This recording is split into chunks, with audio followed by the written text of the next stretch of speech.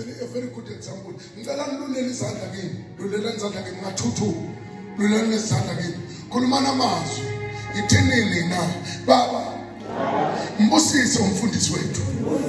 Mbusise bishop. Abe nemali. Abe netimoto. Anjinge. Angahlula ngolutho. Aphumelele. Imali mvume. Aphile emzimbeni. Umvikele konke. Konke tifo. Umvikele kudo. Ngegama lika Jesu. Siyambusisa. Amen. Then now, bona manje nina nikhulume izwi kimi. Lezo nilikhulumile. Mhlali melana nalo noba nimelene nani uqobo lwenu. So uNkulunkulu mayekhiphile izwi akakwazi ukumelana nalo. Seniyangeva? Yalela ke.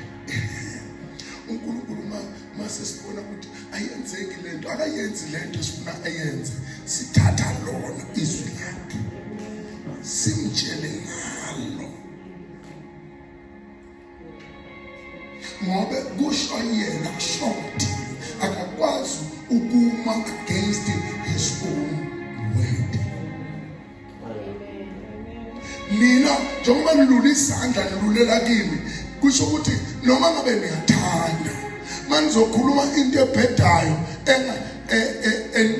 esenifisa yona emva kokuba senikhulumile niyobe nizihlaba ngomkhonto wenu because you cannot cast what you have blessed. Awukhona ukuyichanekisa into oyibusisile. That is why umntwana olwa nomama wakhe noma olwa nobaba wakhe usuka ekwazi igazi lakhe ezenzela amahlaba emzimbeni unnecessary. Don't fight them, love them. Never. And kwa Satan kwenda mazuzu umntalo wakho nakaronga ngathi the reason is powerful.